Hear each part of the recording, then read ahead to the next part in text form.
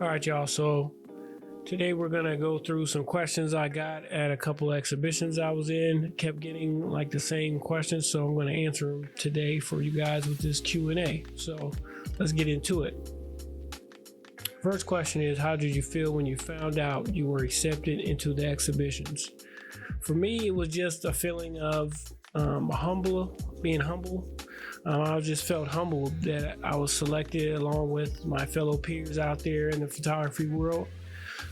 Just getting accepted and being kind of exhibition with other great artists. It was a humbling feeling and a reassuring feeling that I'm doing what I'm supposed to be doing, or what I feel I'm supposed to be doing. It was just reassuring, basically. So, question number 2. All right, so question number 2 is, can you walk me through the process of submitting your work for these exhibitions? So every exhibition is different. They have, different, things that they do. But for the most part, it was doing an artist statement, doing an artist bio, and basically giving them a sheet or whatever you want to call a catalog of, the work you're submitting, so they can, know what it is you're putting in there, and the name, the title, and all that stuff for labeling and all that stuff. So that was pretty much the process. If you guys want to get more in depth about artist statements, artist bios, and things like that, we can. But that was pretty much I guess generally that was pretty much everything you had to do when you submit it. And of course, the photos. So what inspired the pieces you submitted? It kind of varies, because a couple of them was open calls. This recent one that I'm going to be in, coming in next month, was mood. It's like a mood, portraits, but it was about, they wanted to show mood and stuff like that, different, characteristics of that. So that photo that I submitted for the one coming up is basically about mood. It's a portrait with a kind of moody vibe to it. I'll talk about that on another video.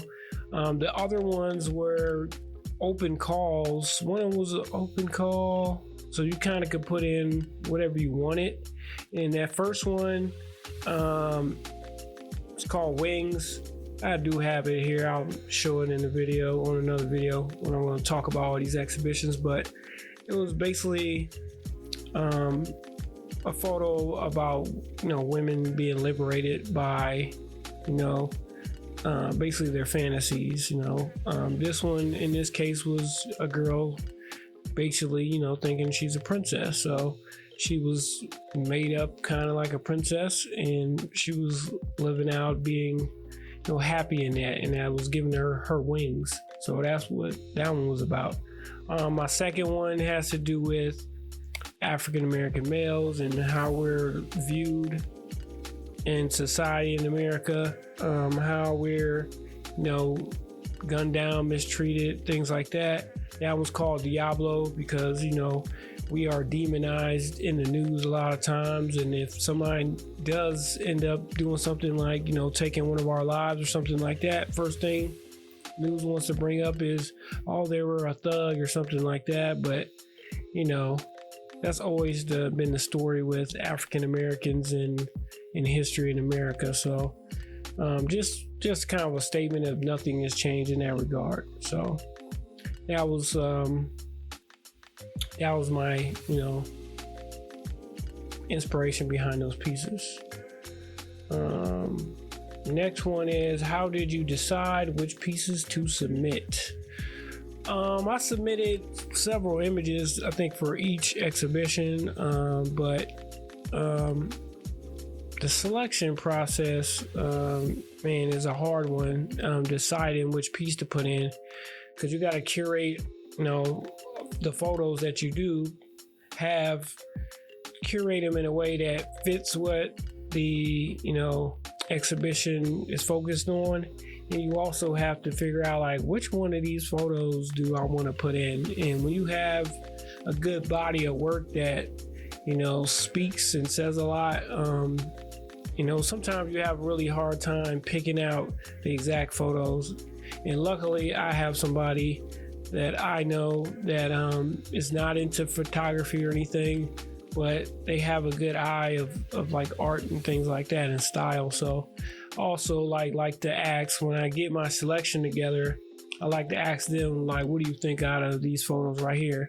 And that's pretty good, having somebody that's not into the art space, photography space like that, to kind of, pick out photos, because you get to see what viewers outside of the, inside workings of the art world, kind of how they view your work. So that was, one of the ways I pulled off picking my pieces.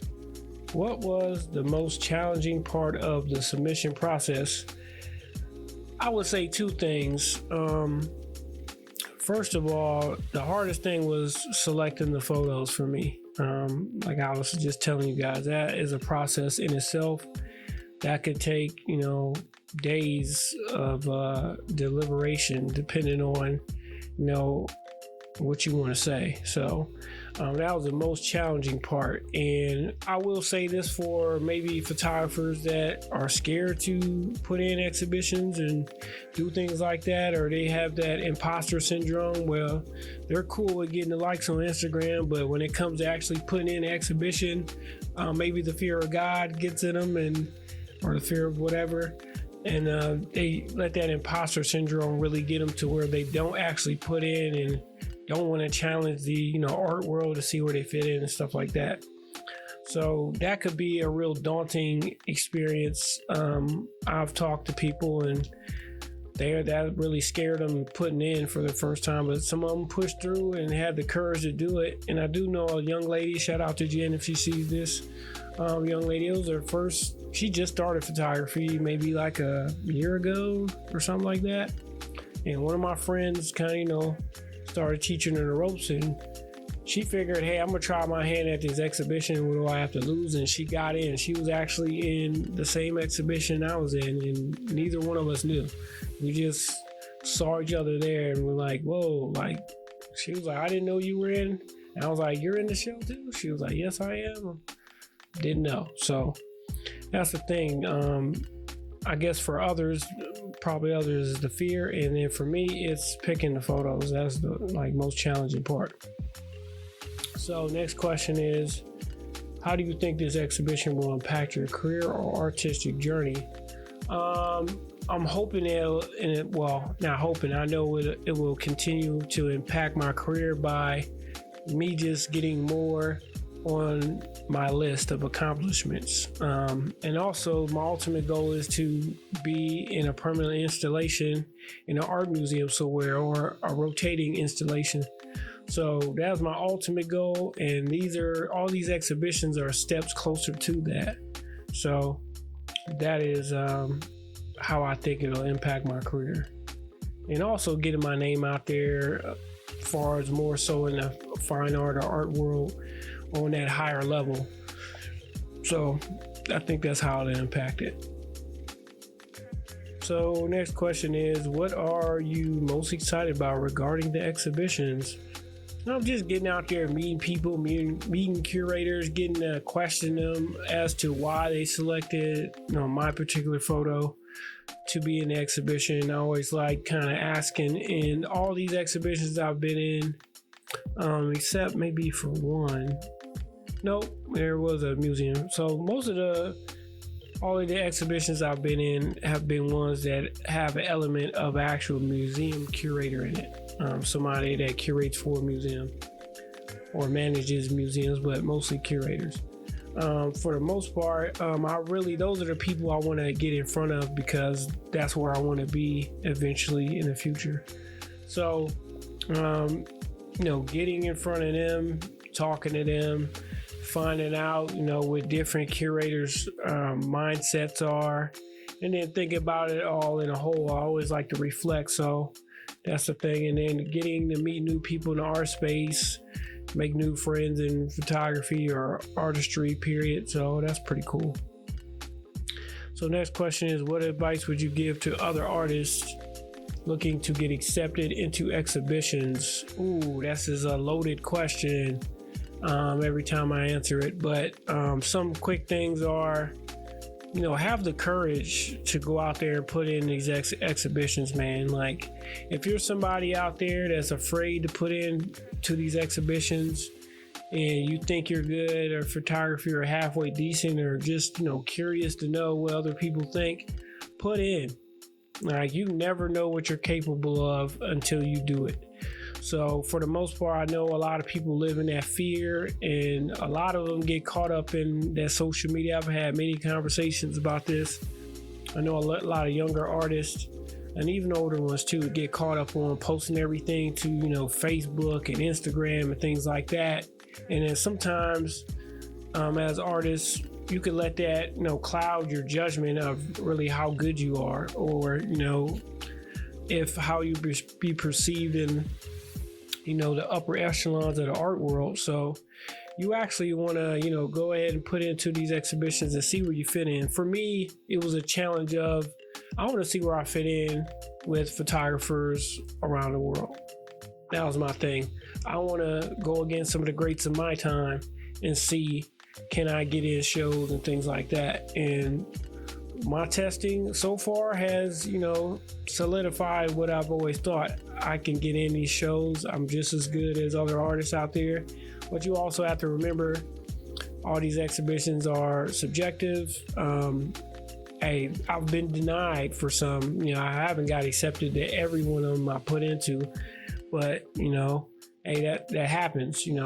Sometimes your work is not particular curators or whoever's looking, if it's a board or anything, that might not be what they're looking for, so you might not make it. So just a word of advice, but be fearless in your art, man. If you think your art's out there, don't rely on the likes and the comments on Instagram and Facebook thinking you're all that and things like that, or posting every piece of work that you shoot, posting it on these platforms and getting this convoluted sense of, superiority in your photography, man. Go out there and go against heavy hitters and see where you fit in. And if you can knock some of the heavy hitters down, hey, that's what it is. So, do your thing. But, yeah. So, we're going to get into the next question. What are you hoping the audience will take away from your work? For me, it's just a whole fact of, I hope it opens up their minds. I always say a picture's worth 1,000 words. So for me, it's really kind of, just opening their mind to another viewpoint, another photographer's eye, things like that. And for me, I don't say much in my photos, far as trying to put a bunch of title wording in there to send your mind somewhere. I basically like giving maybe an inkling or a seed of a thought and then letting it grow in your mind and letting you take whatever you see on a vision in your own mind. And sometimes I always definitely like to hear what the thoughts are behind the people that see my photos. So that is, how I like to do things. And that's what I hope the audience takes away, just their own thoughts of the work. And I hope they appreciate it. So last question is, did you learn anything new about your art or yourself through this experience? Not really, actually, because I've always felt that I was good enough, always knew my worth, always knew my value. Now, I have reached out to lesser galleries and things like that. And that lesser meaning like more ones that are controlled by maybe another photographer or something like that. And I find a lot of times, if you kind of just deal with those type of spots, a lot of times, let's be real, you're going to get, hated on. A lot of times, if they're trying to put them and their buddies on in their gallery that they have control over, because there are galleries that rotate directors out or whatever it is, mostly artists that come in doing that, and a lot of times they're still working artists, so they want to put themselves on and put their buddies on most of the time, or just some of them just rely on Instagram followers and social media followers and things like that to figure out where they want to go far as what work they put in there. And if they got somebody else that work is rivaling theirs or better or something like that, most of the time they're not gonna put you in the show because they feel like that's a knock at what they're trying to do. So keep that in mind. Keep that in mind. That's always a thing to kind of think about. So for me, it was just, reassurance. I always felt that I was good enough. I just, need to submit, and that was it. And a lot of these shows I've been in is work. Only this show coming up is current work that I did this year. Some of that work was from 6 years ago. Some of the work was from 3 years ago that I just never put into a show before. But it's getting in. It's like still good at this time. So, the confidence is there. Like it's always been there. Like, it's kind of like Deion Sanders say, I wear confidence type thing. But anyway, that's what I learned, and just believing in yourself and keep going. Even when your peers ain't doing it, but you want to do it, man. Don't rely on nobody else for you to put in for exhibitions. Don't rely on nobody else to get you to the next level.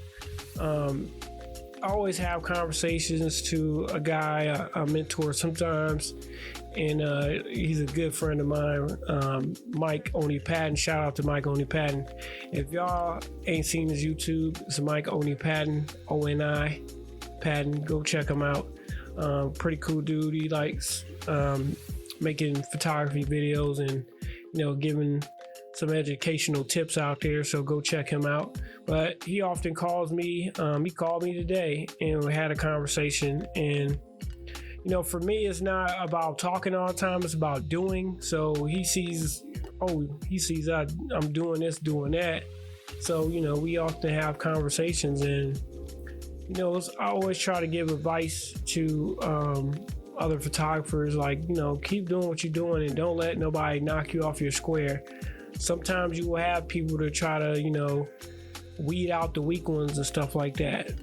Hey, be aware of that. Always had an attitude of, hey, I can do it, or hey, if people doubt you, have that feeling of, I can prove it to you, or I'm gonna prove you wrong.